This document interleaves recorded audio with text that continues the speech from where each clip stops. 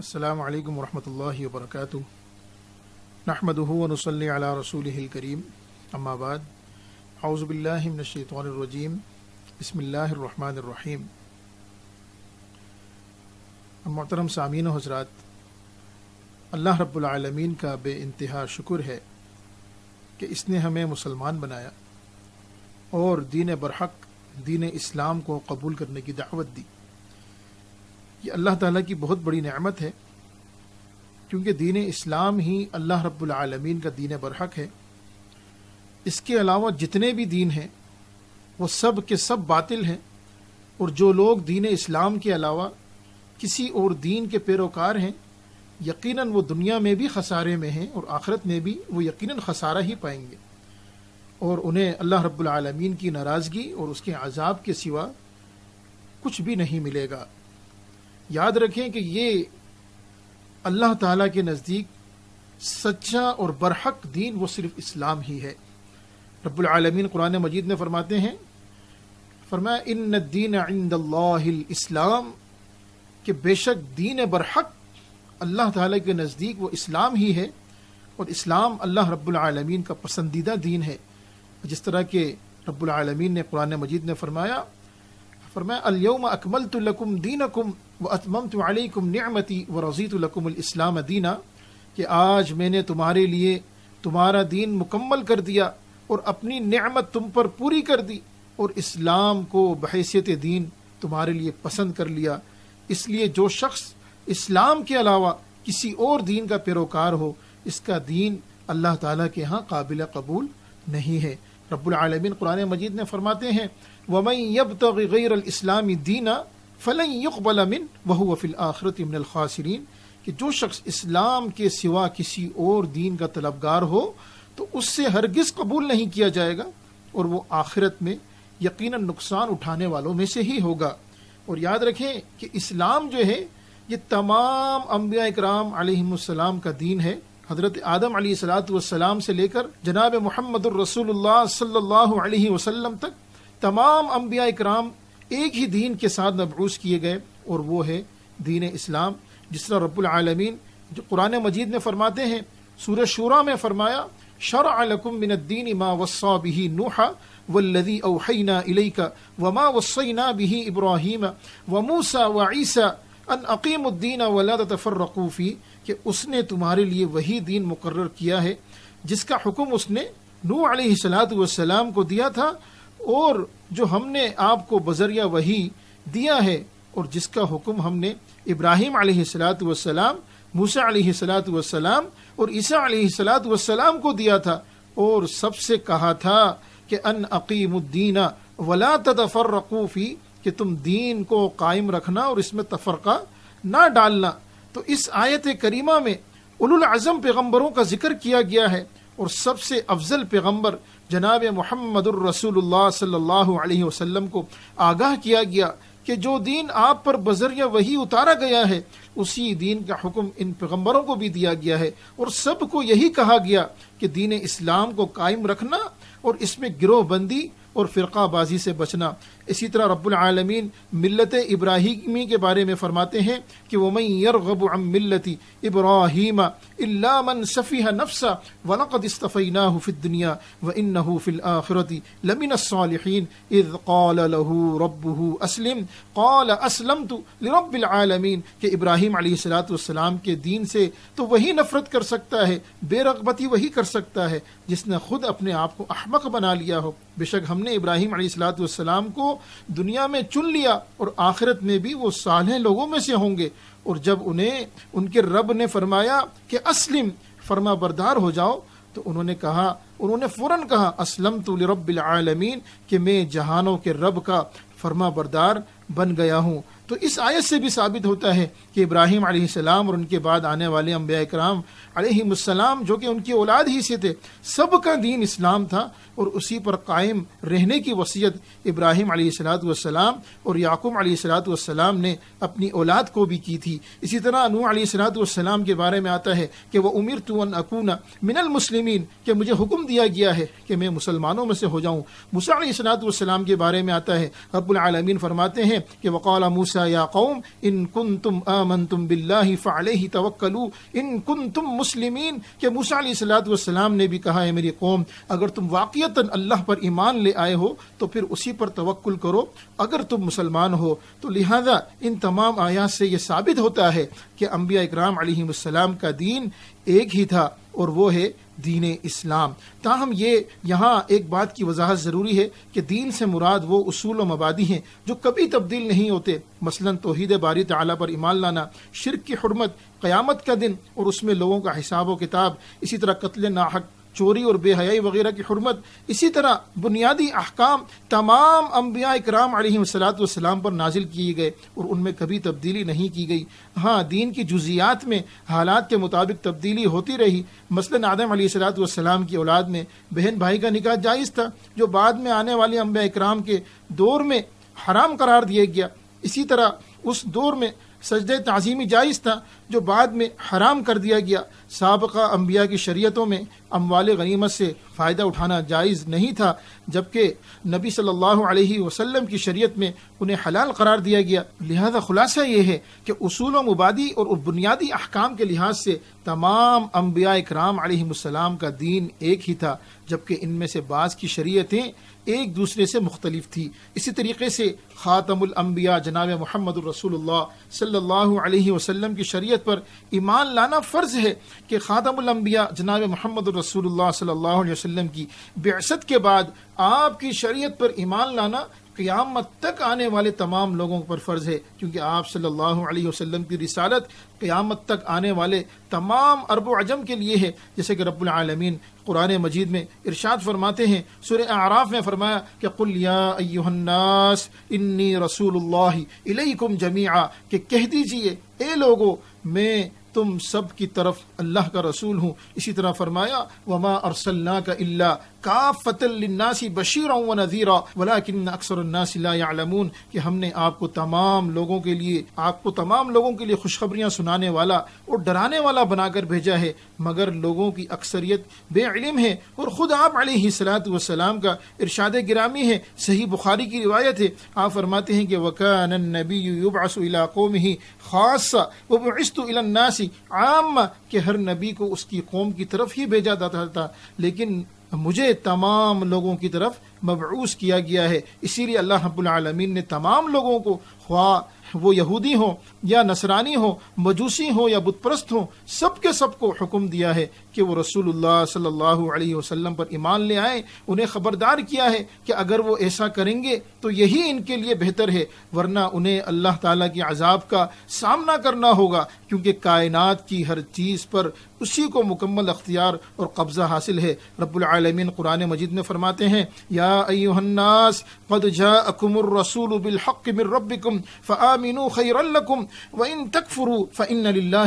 ما فی السماوات والارض، کہ اے لوگو رسول تمہارے پاس تمہارے رب کی جانب سے دین حق لے کر آ چکا، لہذا تم ایمان لے آؤ، یہی تمہارے لیے بہتر ہے، اور اگر تم انکار کرو گے تو پھر یاد رکھو کہ آسمانوں اور زمینوں میں جو کچھ ہے وہ سب اللہ کے لیے ہی ہے۔ انہی آیات کے پیش نظر تمام مسلمانوں کا اتفاق ہے کہ یہ ان کے نزدیک ثابت شدہ اور یقینی عقائد میں سے ہے کہ محمد الرسول اللہ صلی اللہ علیہ وسلم پر ایمان لانے کے سوا اب کوئی چارہ کار نہیں، ہر حال میں ان پر اور ان کی شریعت پر ایمان لانا لازم ہے۔ تو لہذا ہمیں جب پتہ چل گیا کہ تمام انبیاء کا دین اسلام تھا، آپ علیہ الصلاۃ والسلام نے بھی اسلام کی ہی تبلیغ کی، تو لہذا اب ہمیں سمجھنا ہے کہ اسلام کسے کہتے ہیں۔ تو اسلام کا معنی ہے کہ اپنے آپ کو اللہ تعالیٰ کے سامنے جھکا دینا، اس کے احکامات پر سر تسلیم خم کر دینا اور اس کی فرما برداری کرنا۔ کائنات کی ہر چیز اللہ رب العالمین کے تابع فرمان ہے، جس طرح رب العالمین قرآن مجید میں فرماتے ہیں افغیر دین اللہ یبغون وَلَهُ أَسْلَمَ مَنْ فِي السَّمَاوَاتِ وَالْأَرْضِ طَوْعًا وَكَرْهًا وَإِلَيْهِ يُرْجَعُونَ، کیا یہ لوگ اللہ کے دین کے سوا کوئی اور دین چاہتے ہیں، حالانکہ آسمانوں اور زمین میں جو کچھ ہے سب اسی کے تابع فرمان ہیں اور سب کو اسی کی طرف لوٹ کر جانا ہے۔ تو لہذا مسلمانوں، جب کائنات کی ہر چیز اللہ تعالیٰ کے تابع فرمان ہے تو انسان اس کا تابع فرمان کیوں نہیں بن سکتا؟ انسان کو یہ سوچنا چاہیے کہ اس کو کس نے پیدا کیا، کس نے اسے دیکھنے کے لیے آنکھیں دیں، کس نے سننے کے لیے کان دیے، کس نے سوچنے کے لیے دماغ عطا کیا، کس نے بولنے کے لیے زبان دی، کس نے پکڑنے کے لیے ہاتھ اور چلنے کے لیے پاؤں دیے۔ وہ کون ہے کہ جس نے اسے بے شمار نعمتوں سے نوازا؟ وہ کون ہے کہ جس نے اسے رزق عطا کیا؟ وہ کون ہے جس نے اس انسان کے لیے شمس و قمر، چاند و سورج، زمین و آسمان، باغات و درخت، یہ لہلہاتی فصلیں، یہ باغات اور کائنات کی ہر چیز پیدا کی، جس نے بغیر عوض کے انسان کو سب کچھ عطا کر دیا؟ اس کا یہ حق نہیں کہ اس کی فرما برداری کی جائے اور اس کے احکامات پر عمل کیا جائے اور اس کی منہیات سے جس سے اس نے روکا ہے اس سے پرہیز کیا جائے۔ اللہ رب العالمین قرآن مجید میں فرماتے ہیں وَأَطِيعُوا اللَّهَ وَأَطِيعُوا الرَّسُولَ وَاحْذَرُوا فَإِن تَوَلَّيْتُمْ فَاعْلَمُوا أَنَّمَا عَلَى رَسُولِنَا الْبَلَاغُ الْمُبِينُ، اور تم اللہ کی اطاعت کرتے رہو اور رسول اللہ صلی اللہ علیہ وسلم کی اطاعت کرتے رہو اور نافرمانی سے ڈرتے رہو۔ پھر اگر تم نے اعراض کیا تو جان لو کہ ہمارے رسول کے ذمے تو بس صاف صاف پہنچا دینا ہے۔ اسی طرح دوسرے مقام پہ رب العالمین قرآن مجید میں فرماتے ہیں کہ یا ایھا الذین آمنوا استجیبوا للہ وللرسول اذا دعاکم لما یحییکم واعلموا ان اللہ یحول بین المرء وقلبہ وانہ الیہ تحشرون، کہ اے ایمان والو، اللہ اور رسول اللہ صلی اللہ علیہ وسلم کا حکم مانو۔ جب رسول تمہیں اس چیز کی طرف بلائے جو تمہارے لیے زندگی بخش ہو، اور یہ جان لو کہ اللہ تعالی آدمی اور اس کے دل کے درمیان حائل ہو جاتا ہے اور اسی کے حضور تم جمع کیے جاؤ گے۔ ان آیات میں اور اس طرح کی دیگر بے شمار آیات میں اللہ رب العالمین نے اپنی فرما برداری اور رسول اللہ صلی اللہ علیہ وسلم کی اطاعت گزاری کا واضح حکم دیا ہے، جس کا مطلب یہ ہے کہ انسان بحیثیت مسلمان آزاد نہیں کہ جو چاہے اور جیسے چاہے کرتا رہے، بلکہ وہ اس بات کا پابند ہے کہ وہ جہاں کہیں بھی ہو، جس حال میں بھی ہو، ہر صورت میں اللہ اور اس کے رسول صلی اللہ علیہ وسلم کی احکامات پر عمل درآمد کرے اور ان کی نافرمانی سے بچے۔ اسی کو اسلام کہتے ہیں۔ ورنہ اگر وہ منمانی کرتا رہے اور جو جی میں آئے اسے پورا کرنے پر تل جائے، یہ نہ دیکھے کہ اس سے اللہ تعالیٰ راضی ہوگا یا ناراض ہوگا، تو ایسا انسان اپنی خواہشات کا پجاری ہوتا ہے اور وہ اس طرح کا طرز عمل اختیار کر کے جانوروں سے بھی بدتر ہو جایا کرتا ہے۔ رب العالمین قرآن مجید میں فرماتے ہیں کہ فرمایا ارأیت من اتخذ الہہ ہوا افانت تکون علیہ وکیلا ام تحسب ان اکثرهم یسمعون او یعقلون انہم الا کالانعام بل ہم اضل سبیلا۔ بھلا آپ نے اس پر غور کیا جس نے اپنی خواہش کو ہی معبود بنا رکھا ہے؟ کیا اس کو راہ راست پر لانے کے ذمہ دار آپ بن سکتے ہیں، یا آپ خیال کرتے ہیں کہ ان میں سے اکثر سنتے اور سمجھتے ہیں؟ یہ تو جانوروں کی طرح ہیں۔ اولئک کالانعام، فرمایا کہ یہ تو جانوروں کی طرح ہیں، بلکہ ان سے بھی بدتر ہیں، ان سے بھی جو ہے گئے گزرے ہیں۔ یہ آیت اس بات کی دلیل ہے کہ خواہش نفس کا پیروکار انسان وہ جانوروں کی طرح بلکہ ان سے بھی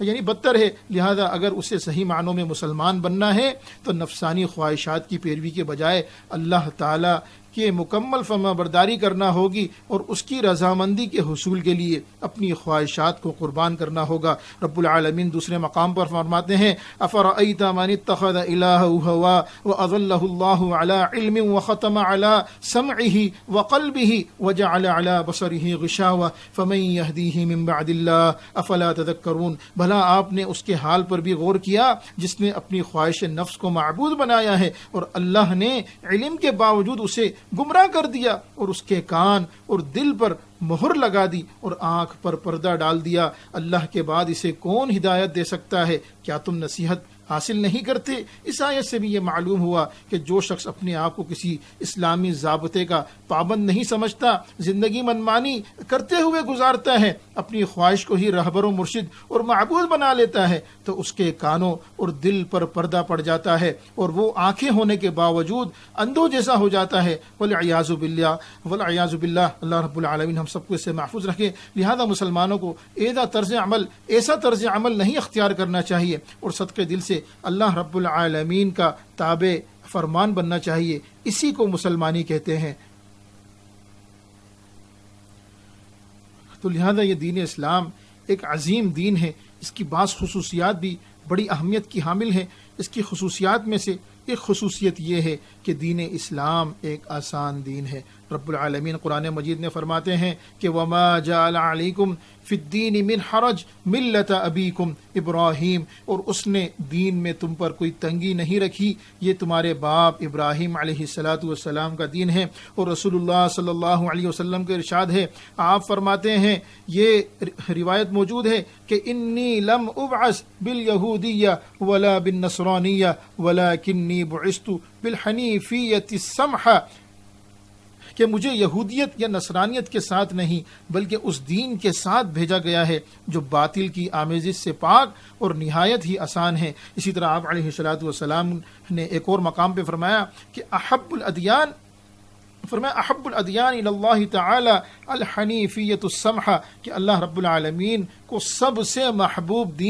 دین حنیفی ہے جو کہ آسان ہے۔ اسی طرح رسول اللہ صلی اللہ علیہ وسلم کا یہ بھی ارشاد مبارک ہے، آپ نے فرمایا کہ ان الدین یسر ولن یشاد الدین احد الا غلبہ فسددوا وقاربوا وابشروا واستعینوا بالغدوۃ والروحۃ وشیء من الدلجہ، کہ بے شک دین آسان ہے، اور جو آدمی دین میں تکلف کرے گا اور اپنی طاقت سے بڑھ کر عبادت کرنے کی کوشش کرے گا، دین اس پر غالب آ جائے گا۔ لہذا تم اعتدال کی راہ اپناؤ، اور اگر کوئی عبادت مکمل طور پر نہ کر سکو تو قریب قریب ضرور کرو، اور عبادت کے اجر و ثواب پر خوش ہو جاؤ، اور صبح کے وقت، شام کے وقت اور رات کے آخری حصے میں عبادت کر کے اللہ رب العالمین سے مدد طلب کیا کرو۔ اسی طرح رسول اللہ صلی اللہ علیہ وسلم نے جب حضرت معاذ رضی اللہ تعالی عنہ اور جناب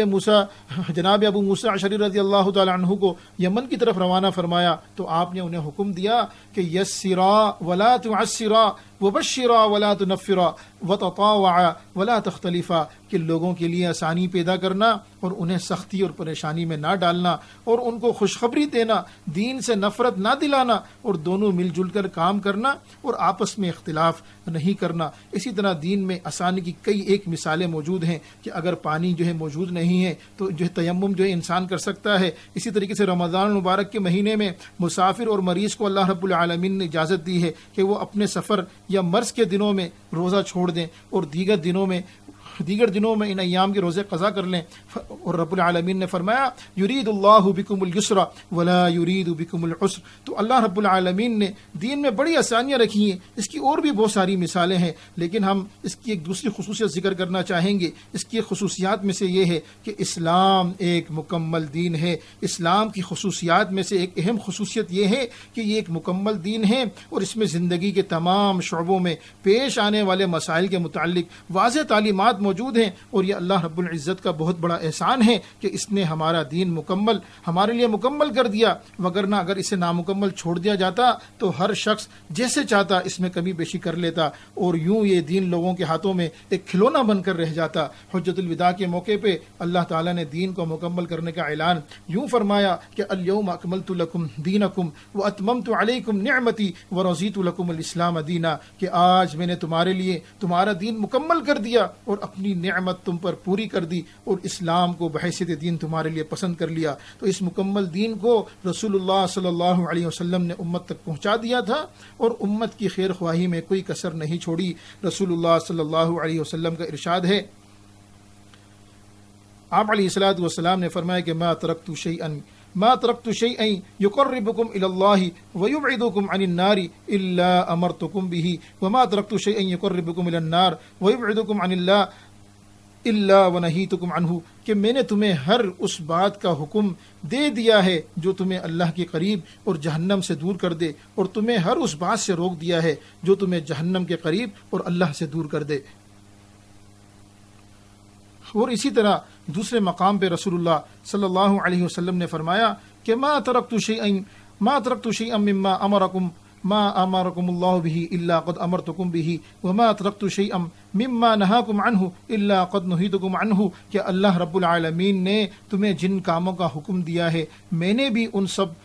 میں نے بھی ان سب کاموں کا تمہیں حکم دے دیا ہے، اور اللہ نے تمہیں جن کاموں سے منع کیا ہے میں نے بھی ان سب سے تمہیں منع کر دیا ہے۔ تو لہذا ان احادیث مبارکہ سے معلوم ہوا کہ اللہ کے رسول صلی اللہ علیہ وسلم نے خیر و بھلائی کا کوئی ایسا کام نہیں چھوڑا جس کا آپ نے امت کو حکم نہ دیا ہو، اور شر اور برائی کا کوئی عمل ایسا نہیں چھوڑا جس سے آپ نے امت کو روک نہ دیا ہو۔ تو لہذا اس دین میں کمی بیشی کی کوئی گنجائش باقی نہیں ہے، اور دین میں ہر نیا کام اور ہر نیا طریقہ وہ مردود اور ناقابل قبول ہے۔ اسی لیے رسول کریم صلی اللہ علیہ وسلم نے ارشاد فرمایا تھا کہ من احدث فی امرنا ھذا ما لیس منہ فہو رد، کہ جس شخص نے ہمارے اس دین میں نیا کام ایجاد کیا جو اس سے نہیں ہے تو وہ کام مردود ہے، اس کا کوئی اعتبار نہیں ہے۔ صحیح مسلم کی ایک روایت میں یہ الفاظ بھی ہیں کہ من عمل عملا لیس علیہ امرنا فہو رد۔ رسول اللہ صلی اللہ علیہ وسلم نے فرمایا کہ جس شخص نے کوئی ایسا عمل کیا جس پر ہمارا امر نہیں تو وہ کام مردود ہے۔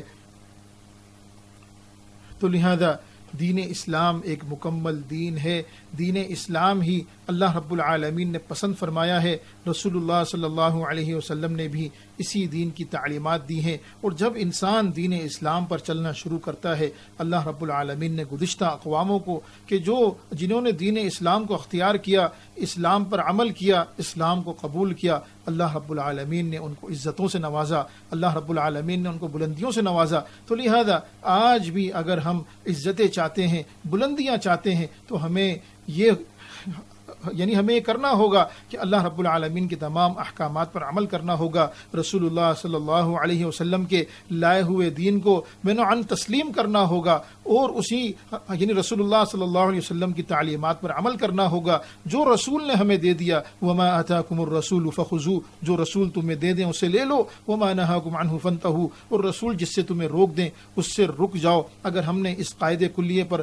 عمل کر لیا اور اپنی تمام خواہشات کو دین اسلام کے تابع کر لیا، یہ نہ ہوا کہ کچھ چیزوں کو جہاں ہمیں آسانی لگی وہاں ہم نے اسلام کو مان لیا، جہاں ہمیں آسانی نہیں لگی وہاں ہم نے اسلام کو نہیں مانا۔ اسی لیے رب العالمین نے فرمایا کہ یا ایھا الذین آمنوا ادخلوا فی السلم کافہ، کہ اے ایمان والو دین اسلام میں پورے کے پورے داخل ہو جاؤ۔ ہر چیز کو تسلیم کرنا یہ ایمان والے کی نشانی ہے کہ جب اللہ کا حکم آ گیا، رسول اللہ صلی اللہ علیہ وسلم کا حکم آ گیا، اس نے اپنے سر کو جھکا دیا، اس نے فرما برداری اور اطاعت کے لیے عاجزی اور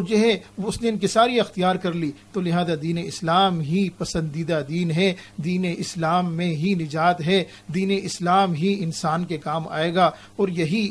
ہر انسان سے تقاضا ہے کہ وہ اسلام کا پیروکار بن کر رہے۔ اللہ رب العالمین سے دعا ہے کہ اللہ رب العالمین ہمیں دین اسلام پر مکمل طریقے سے کاربند رہے۔